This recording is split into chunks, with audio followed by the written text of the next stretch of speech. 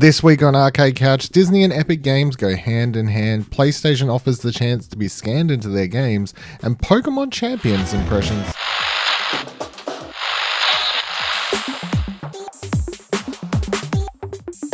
Hello and welcome to Arcade Couch, the best place to chill with friends and get your game goodness each and every Monday. My name's Dylan Blight, and joining me on the couch this week, Ashley Hobley. Dylan, excited to have you back on the couch after you just deserted us last week.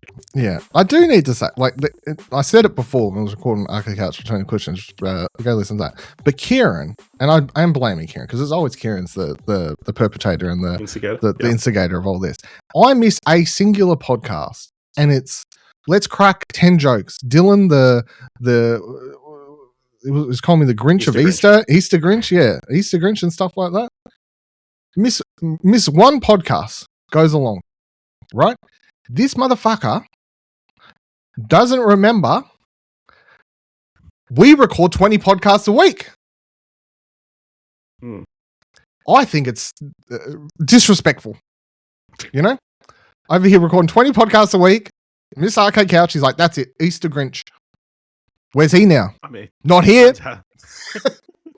Turns out true. I mean, you ate chicken on Good Friday. I mean, that seems like an Easter Grinch thing to do. Fuck Jesus and the horse he rode in on. That's what I say about it. I don't like them, but I do like, because I don't really listen back to the episodes. We did, like, when we first started, it was that whole, like, gotta listen back. It's like exciting, a podcast post or whatever. Like, especially like by the time it's like quickly go through them to edit them and upload them. I'm not re-listening to the whole thing. So like whenever I'm not on something, which is nothing because I'm on everything. There was an exciting period where like there would be more podcasts that I wasn't on that we were posting. So I'd like have more Explosion Networks. I was like, oh, this thing that Kieran's doing or whatever, or maybe Nick did. You know, when Nick was doing top 3 or stuff like, I'd be listening to more Explosion. So last week was an exciting week of, oh, I'm not on this one. I will download and listen to it. Click play. Hello, everybody. I'm on the Arcade Couch. Dylan Easter Grinch. Why the fuck? Let's get tacked straight away, you know? Like, what the hell are we doing? Yeah. Anyway, here we are. And he's talked about nothing I really have comments about. Oh, no, I will say, the only thing last week, I have also been playing that Screamer, yes. It is good, yes, I agree. That was my only my 2 cents from last week's episode. I would agree. I will say the thing he talked about was like talking about how they're all everyone speaks their own language, and there's like not everyone ethnically like correct. The localization is not really a thing. The game's just like everyone just speaks their own language. I'll admit, when I first started the game, I was like, is this right? This seems, have I missed, like, because everyone was like speaking Japanese at the start, I think, and for a second I was like, oh, did I click the wrong button? And then I was like, oh no, this is just how the game is. But yeah. Good for them. All right, let's dive into what I'm calling the Disney section here. It was like a big thing last week of all these Disney rumors. So there's 2 stories to this, both involve Epic Games, but go one by one, read both, whatever. So they both come from Press Start. So it says Fortnite's Toy Story crossover is taking things to infinity and beyond. So firstly, as Brody over there writes, as a bit of a Pixar kid, I'm excited that Toy Story has been confirmed as it's coming to Fortnite's epic, enormous, free-to-play collision of brands and marketing that earlier last year was taken over by Simpsons, confirmed via Fortnite's Instagram. The newest Pixar crossover is set to kick into gear at Reset on April 10th, which is April 11th for us, which is it's out now. It's expected there'll be multiple waves of Toy Story skins added to the game as a release of Toy Story 5 approaches. However, here's what you can get in the first drop: Buzz Lightyear skin, Emperor Zurg skin, Pizza Planet delivery truck vehicle, and Toy Story sidekick. Then, just to add to that to make it one big thing, I guess, Press Start also writes from Brady as well, a Disney-themed extraction shooter is reportedly in development. According to a report by Bloomberg, Epic is on track to launch the first video game as part of its strategic partnership with Disney later this year. The report suggests that the game will be an extraction shooter with mechanics similar to Arc Raiders, except players will take on the roles of Disney characters, battling enemies until an extraction point is reached. According to the report, internal reviews have expressed concerns due to the mechanic's lack of originality. Quote, "This is not reflective of the ambitions of Disney collaboration," end quote, said Liz Markman, Senior Director of Communications at Epic. "We are building a new games and entertainment universe of Disney experiences." Pixar, by extension Disney, have enjoyed several partnerships with Fortnite already, with the latest collaboration, Toy Story, rolling out this week, as we just talked about. All of this coming in the back of Disney and Epic entering a $1.5 billion strategic partnership a couple of years ago. That'd see the two media giants quote, "construct a whole new virtual universe connected to Fortnite," end quote. The report also refers to inside word from people familiar with internal dealings between Disney and Epic that 2 more games are expected to release as part of this deal. However, after middling internal reviews for the second, resources for the parent third game were reallocated to assist with the other 2 projects in response to Disney's displeasure over the timeliness of this project. This report comes just weeks after Epic laid off 1,000 employees following a further downturn in Fortnite engagement, despite the game generating expected $6 billion in 2025 alone. What do you make of all this Disney Epic Games shenanigans and news happening this past week? Yeah, crazy. My mind just can't wrap around the idea of a Disney IP based extraction shooter.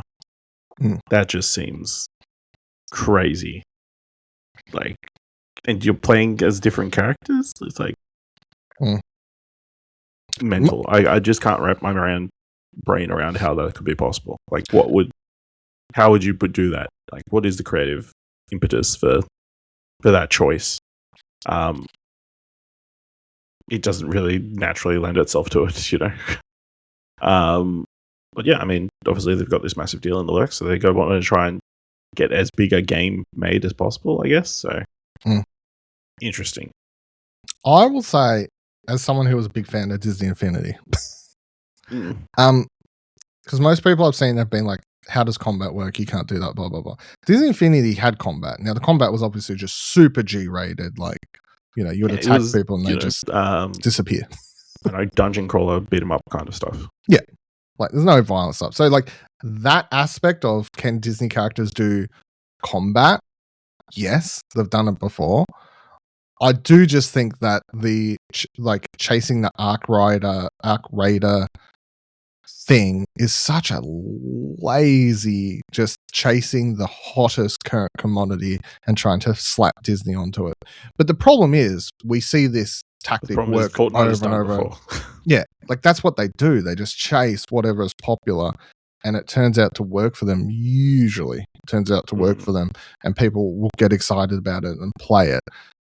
Because even if the gameplay mechanics are only okay, but they play and look like something that people already really like, and it's just an okay comparison to it, the nature of having all these characters that you know and love on top of it usually makes people just sort of rose tinted glasses, look past it and be like, "This is great." You know? So I mean, it's no different to Fortnite, really. Like, no, people complain less about Fortnite mechanically and balance decision wise into, like, you barely see any discussions around the balance of that game and anything like that you would in other similar battle royale games and stuff like that, because people are like, it's Fortnite, it's just a crazy world, you got Vader and Simpsons and whatever, like everyone's just like, this is just the game it is. It's like, just is what it is. So I was trying to think what their last game, the Disney it was at Disney Dreamlight Valley was the last thing that they did, which is still going, by the way, and going strong enough that they get semi-regular updates as well. Yeah, I don't think that did as well. I'm seeing as many updates. But that was something they did. That was a thing, yeah. And out of those, it's like the Disney Racer was chasing a known commodity. Obviously, Mario Kart's always the kart racer thing. The Dreamlight Valley thing was at least somewhat, like, there was elements of other things in there, social sim game stuff, but I don't think there's a big enough social sim that's viewed as the golden child that you're chasing when you do one of those games, you know? Yeah. Because there's also that one that came out last year that's still doing quite well. I think the fashion one. I can't remember the name of it now. The one that was like you get new clothes and all that sort of stuff. I can't remember that. But I don't think that's a genre that's as when people see the game and view the game that they go, oh, this is trying to be this. Like that was sort of stood out on its own a little bit more, which was something. But I'll tell you the other thing that annoys me about this story though. What? It's just the fact they laid off 1,000 employees when they have all this Disney shit coming in, and they're pretty much guaranteed to see an upturn in revenue. Because I would believe that it doesn't matter if the game comes out and it's only a 6 out of 10, 5 out of 10. It wouldn't really fucking matter. I guarantee people are they're gonna see an upturn in revenue. And the whole argument that Fortnite has seen, the fact of the matter is that they're like, we had to let go 1,000 people because people are spending less money on Fortnite, is because global crisis, people are having less money to spend on shit, which means that yes, people are probably spending less money on V-Bucks, and then you let go 1,000 people in the midst of that. It just is always going to annoy me as the level of just blind, fuckers. Like people are spending less money on our game because of global economic crisis and unsurety. Anyway, we're going to fire 1,000 people so you can also deal more harshly with the global economic crisis. Have fun. Goodbye. Also, we're doing this deal with Disney, who's probably going to generate a shit ton of revenue. And if we had people that were better at their jobs, they could probably be like, yes, we're in a downturn at the moment. We're still in the black. We're not in the red. But we're going to see an upswing when all this Disney shit comes out. So it's fine. Let's just keep the 1,000 employees on because we'll see an upswing. Just so reactionary, it seems to me. So typical. Tim Sweeney, what's he know? Don't know. Come on the podcast, Tim. I mean, defend yourself, motherfucker. A story we didn't talk about last week, but there's rumors that Disney is interested in buying Epic Games, which would be a big swing. Also, it would be quite difficult because I believe Epic Games is got a lot of shareholders. You know, other companies have bought pieces of the pie. They have a lot, including PlayStation and stuff. So you would have to buy out all of their shares, to get the 51% necessary. So. For a takeover, it's not impossible. It's just, in a way, if we woke up one morning, it was like Disney purchased Epic Games. Would that be viewed as a good news story? No, that wouldn't be celebrated. I don't think. Who would be celebrating that? Who would be like, man, this is great?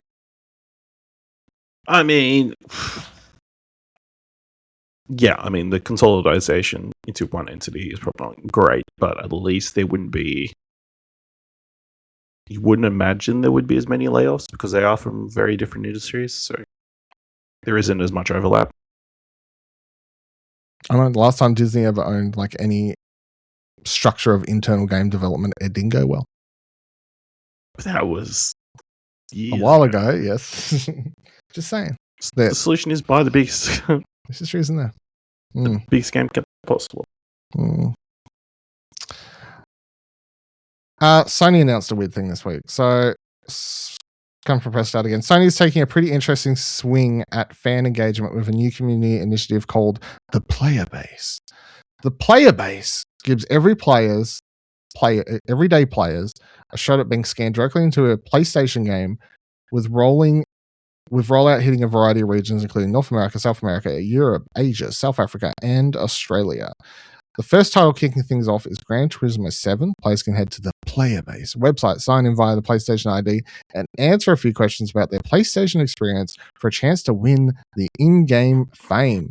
From there, Sony will be shortlist a small group of finalists. Those players move on to video interviews, where they'll dig a bit deeper into who they are and what PlayStation means to them. Alongside being featured in Gran Turismo 7 as a limited-time character portrait, the winner will be flown to LA to visit a visual arts studio and spend the day being scanned. They'll also get hands-on with helping design a custom fantasy logo as well as a unique vehicle livery, both of which will stick around permanently in the game's showcase mode. According to PlayStation's global marketing VP, Isabel Tomatis, the plan is to expand the player base over time, bringing in more PlayStation studios and tailoring fan appearances to each game's world. What do you make of this weird news story of the week? Yeah, interesting promotion, I guess, that they're running. You know, what are they promoting with this? What is the promotion? Like, what's you get to be in a game? That's you know. Yeah, you get it's to a be competition. But what's PlayStation's angle? Like, what's the because if you do a giveaway or an angle or something like this, what are they getting out of it? What's the thing here? What's the hook? Promote Gran Turismo, I guess. But then the next one, long term, you're also it's whatever game you're pushing next. You know, let's get interest back into these games. You know, also it's like a wider, I imagine it's sort of an advertisement initiative where part of it will be whoever gets chosen they'll have like shorts and that kind of stuff about you sign your life why away. I love PlayStation. It's like, I'm super excited about being a background figure in Gran Turismo. One of the other drivers that drives past you. That's what I'm going to be. It's really great. That kind of stuff. So, I mean, it's fine. We'll see how it plays out in fruition. But yeah, I mean, obviously, them like saying how much due diligence they're going to have to put into this, I think says a lot about the current landscape, because the second they fuck up and pick the wrong person who's said a bunch of, terrible things on the internet, over. I guess, do you reckon it's easier for situations like that for companies just to vet people now because of AI, I guess? Like, they've probably just got some internal, like, AI system set up that, like, give me their internet history. Like, give me the rundown. Yeah, maybe. Tell me all about this Dylan Blight guy. What's the worst thing he's ever said on the internet? Yeah, I know. What a long list. I know. They'd have to transcribe all the episodes of every single podcast. Yeah. I don't know if they'd be able to do that. I don't think technologies are that advanced yet. I don't know. They just burn too much energy. I always wonder, like, if whatever AI systems we've got access to publicly, what systems are the companies keeping secretly to themselves for now? Mm-hmm. What little internal systems have they got working out over there? True. I think it's a weird initiative. I don't. I mean, it'll work. I'm sure, like, a lot of people will sign up for it and whatever else, because, like, there is an element, of course. Oh, I mean, look, Mum.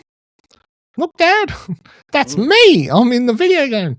And I mean, flying to LA, I guess, is its own prize in and of itself. Free trip, obviously. And if you're located outside of America and you win it, then it's a bigger deal because it's an international trip. But yeah, I just think it's a weird initiative. I'm not really sure what the like next Horizon game comes out and they're like, they do this and then there's a random NPC. One of the people in the tribe, yeah, just like a random NPC that's like, hey, great day to you. Like, I don't. Yeah, voiced by somebody else. Yeah. The random thing. Yep. We're scared of the machines. The Thunder Claws are fucked, eh, cunt? Like.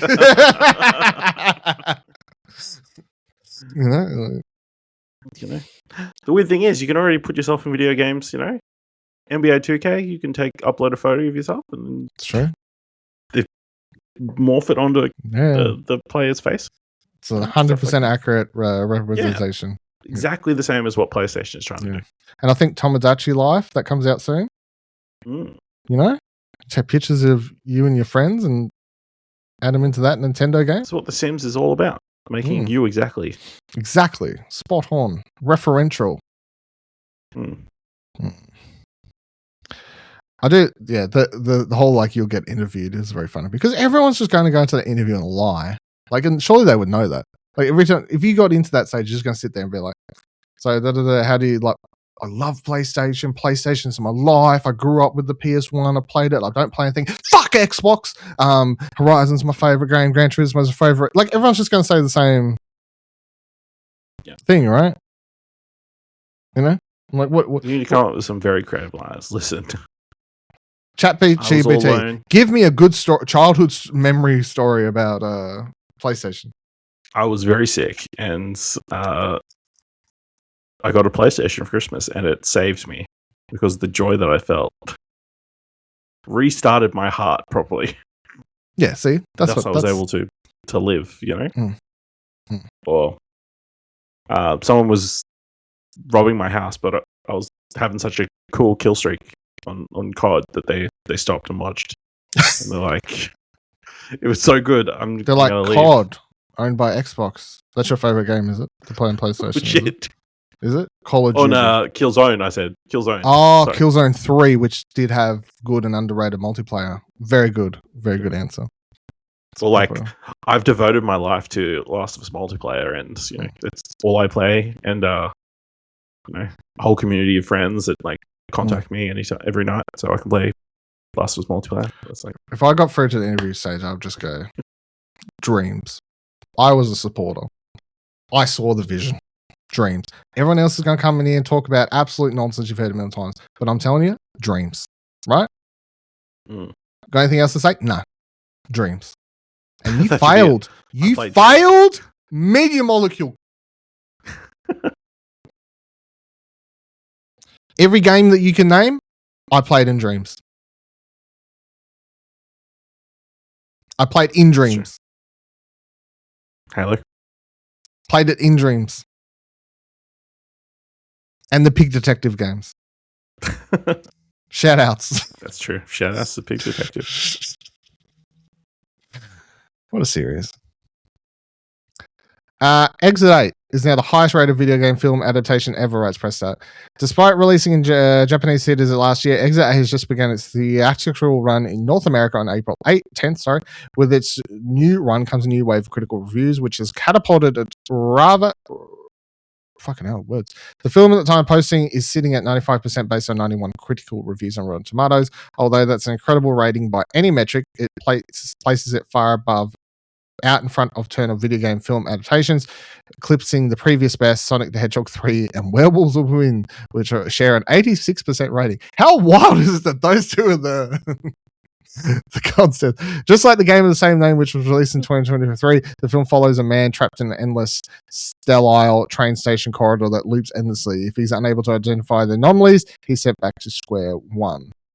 So I reviewed this last year, saw it at Myth last year. I gave the film a 7 out of 10, so check that if you want. In my review, I said, Exit 8 is at times a bleep psychological horror film that offers deeper insights than you'd expect given where its origins have come from. And with the potential for a sequel to come, we might not be off this never-ending wheel just yet. So I gave it a 7 out of 10. I thought it was good. I don't think it's the best video game adaptation of all time. But, I mean, what do you think? This is it's been put out by Neon and everything like that. So, like, there is an element of indie film. Like, they put out shit that film dudes pay attention to, right? So they might not notice it's a video game adaptation as much as you would for other shit like Sonic. That's a video game. Exit 8, does it look like a video game? Not necessarily. What do you think of it? Jumping straight to the highest rated video game film adaptation. Yeah, it's interesting. I feel like it's probably definitely a case of the Neon brand, or like it being a bit more indie and that kind of stuff, and like naturally the aesthetics and like the visual stuff I think plays into it a fair bit. So I mean, makes sense, I guess. Releases April 23rd in Australia. Do you have any interest? Nope. No. Is it because you think it's going to be super scary? No, it's like people walking on a subway. You want to watch that for 90 minutes. I will say on this podcast, because I remember, obviously I talked about it on What Do You Want to Watch? Shoutouts. But it is, because I watched this in IMAX, and there was an element of watching them loop around in those the corridors obviously just as the repetitive nature of it. And like just the film starts in a POV sequence for like the first 10 to 15 minutes, I think, is all first person POV before it switches. And the rest of the film's not. But that first 15 minutes in IMAX, I was feeling a little ill. I don't think I was quite. The camera. I've never been one to get like, you know how people say when they watch shaky cam they get like a little bit sick and stuff like that. Never been an issue. Never had anything. But I think the size of the cinema screen with the shaky like first person point of view thing, I was sitting there going, "Oh, this is a bit sickening." But it's also just such a weird film in retrospect to be like, you know what, we're going to put on this huge, biggest screen in the Southern Hemisphere, I think it's actually just, I don't know, double correct me, but I'm pretty sure it's just straight up the biggest IMAX screen in the world, I think. I don't know if you want to fact check me on that, but I think it is. And they're like, you know what we need to do? Corridors. That's the film that needs the big screen. Fact check that. I want to know now before I look like an idiot. What is the biggest IMAX screen in the world? Google that shit. I know this is a video game podcast, but I've brought it up now. So, the world's largest permanent IMAX screen is located at Tromperlast Multiplex in Leonberg, Germany, verified by Guinness World Records in 2022. The massive screen measures 38.8 meters wide by 21 meters high. Rip. So, okay, maybe it's the Southern Hemisphere then? I feel like it has some title. IMAX Melbourne previously held the record for the largest 1.43 by 1 screen in the world. Okay. Till when? Until that opened, I guess. Yeah, I guess so. So what's the second highest then in the world? Largest in the world. By that. Yeah. Essentially, top 3. Know. Yeah, either way. Sure. It's big. Either way. You haven't been there, have you? Have you? IMAX Melbourne? I can't remember if I have. I feel like you would remember. Maybe like a touristy thing. You know? I feel like you would remember though. Which one of the documentaries there or something? Sure you Maybe would. it was the Sydney one. That could have been the Sydney one. I went to the Sydney one before. No, we're on a whole tangent now. But I did go to the Sydney one before it. I went there when we went to RTX. 2017. The Origins of Explosion Network. That last day I went to IMAX. There. Before they renovated it. And then they shut it for like 5 years, I think. Or like some prolonged amount of time where I was renovating it. I haven't been back to Sydney since, so yeah. Anyway.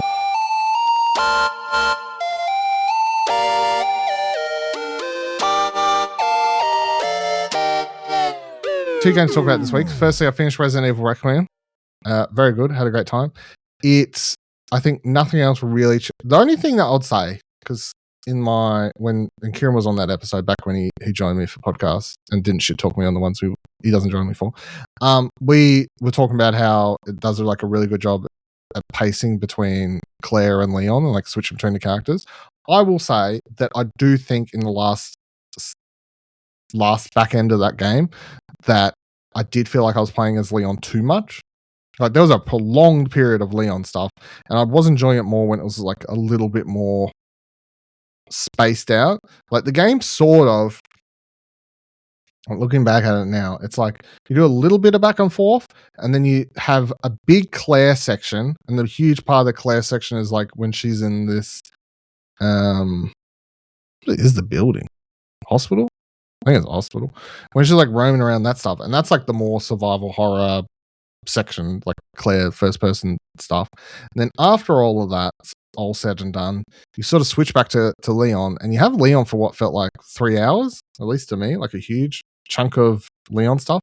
And it's fun, but it is definitely because they're pairing the survival horror stuff with the action horror stuff, and Leon stuff is 110% action horror stuff, which did mean that I found it's just like that whole element of, you know, when I'm playing as Claire, I'm being more careful. I'm sneaking around. I'm like, oh, what was that sound? Like, what's happening? Look. And then suddenly, as I'm playing Leon, I'm just running around aimlessly. I'm like, even if an enemy appears around the corner, I got fucking guns. I got ammunition.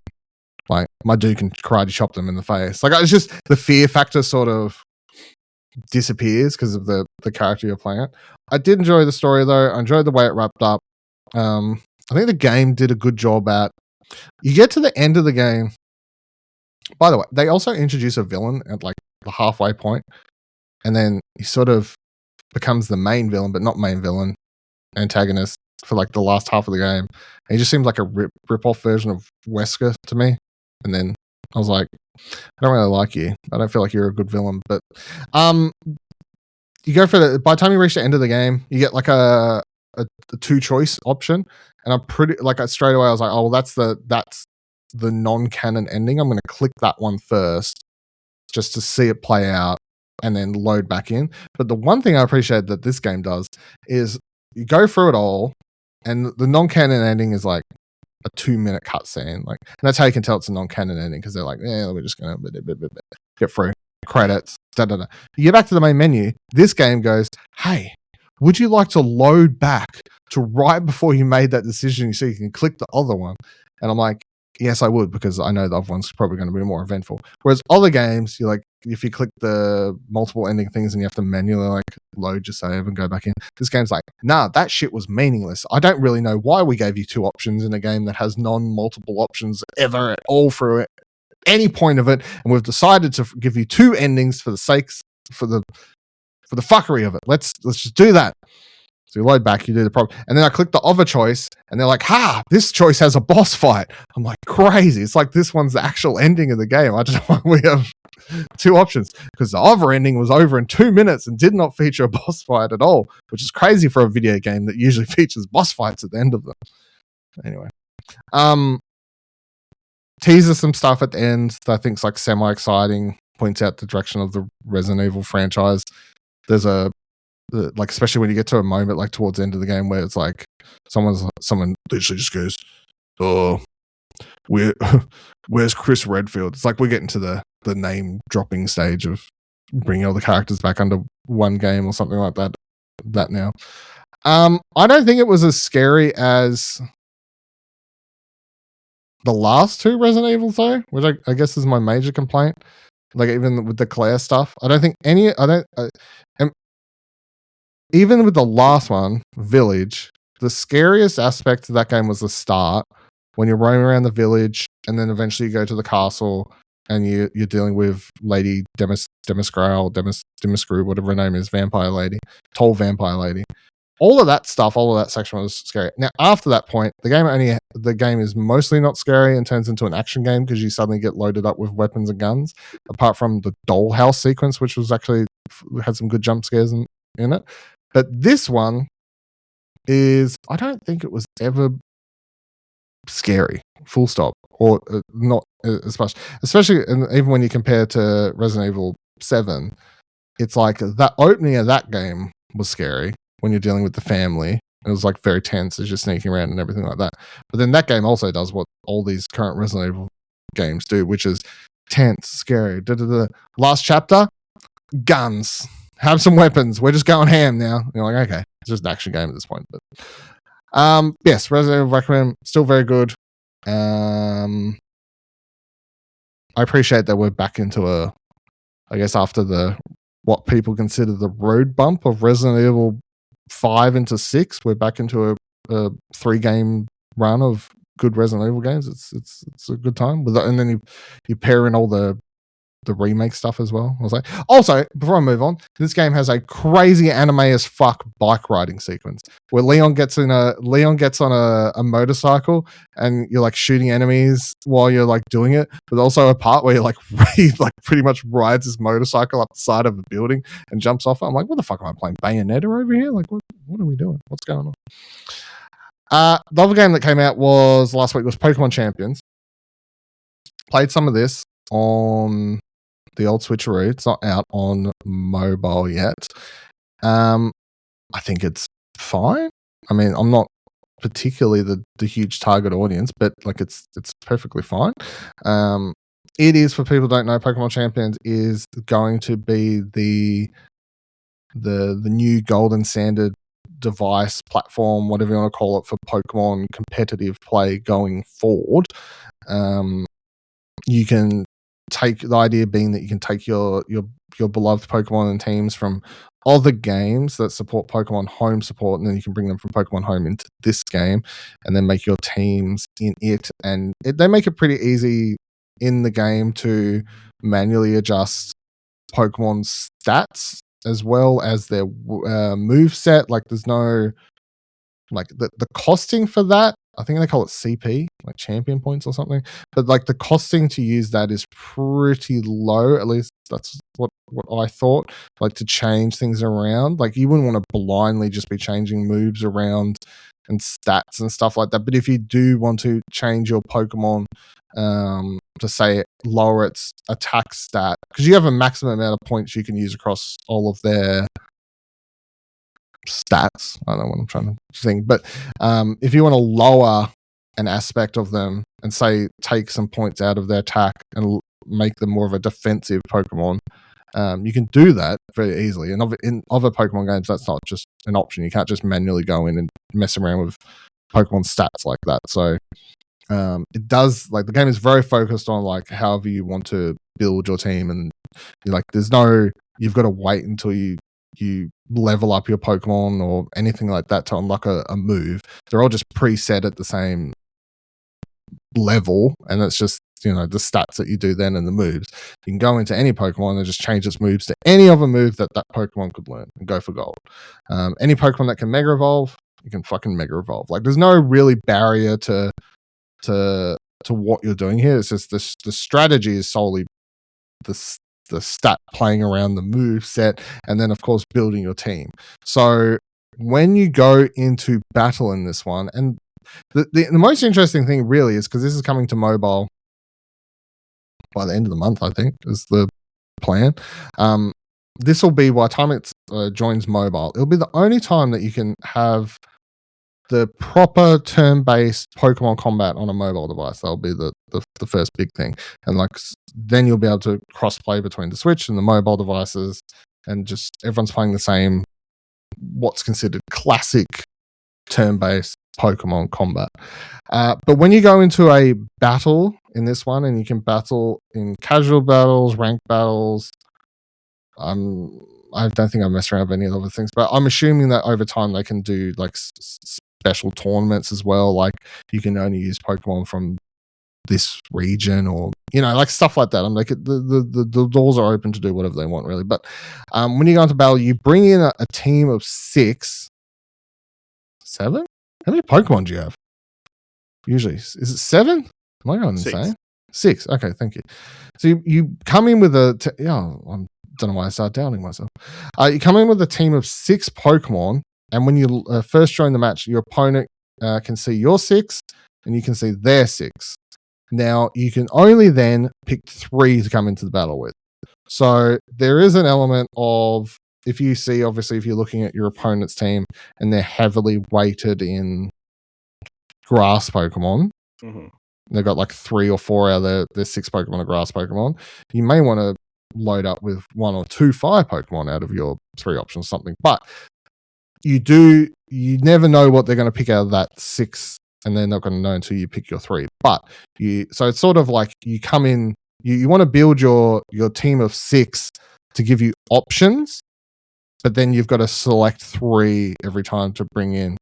And of course, your opening Pokemon is quite significant, because if you get fucked on your first, the one you choose to throw out first, that can put you at a little bit of a disadvantage. But then it sort of just plays out like typical Pokemon gameplay that most of us know very well. You've got each Pokemon has 4 moves. The highest speed stat will get to attack first, so on and so forth. There are doubles as well. So you throw out 2 Pokemon and you select 4 in that game variation. You select 4 Pokemon to bring in. You throw out 2 at one time. But otherwise, it's the same sort of thing.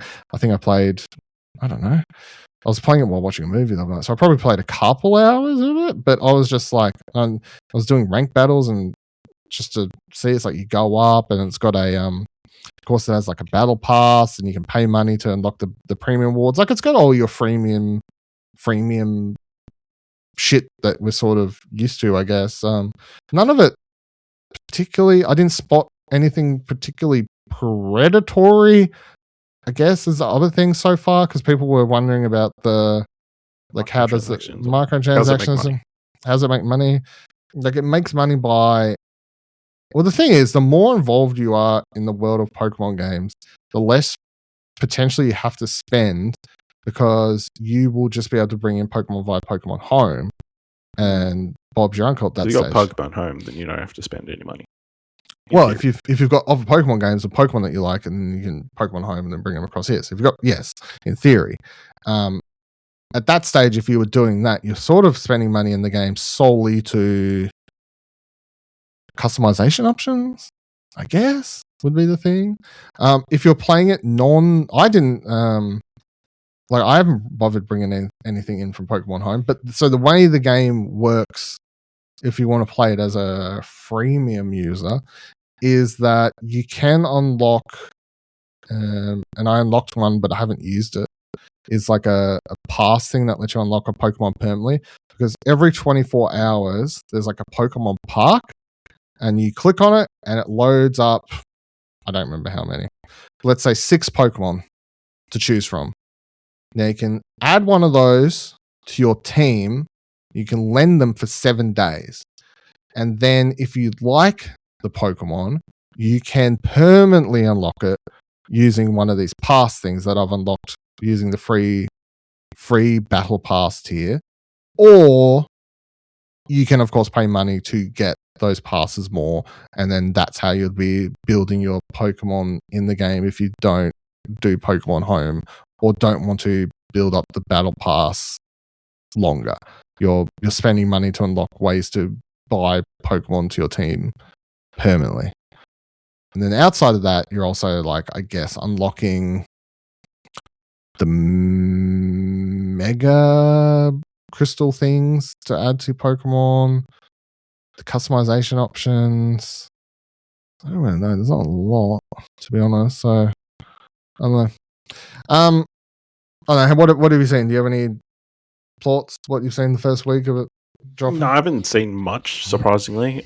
Just that, people are upset that it's kind of buggy. You can't, like, apparently there's issues with not being able to attach certain things. Like, I read something like you can't get the Mega Evolution of Raichu because you can't attach the thing that you need to actually Mega Evolve Raichu. They fucked up some of the things. It's like some moves descriptions were wrong, some Pokemon genders were wrong, some Mega Evolution stuff was wrong.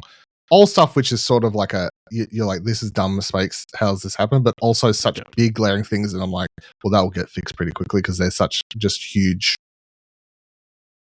things.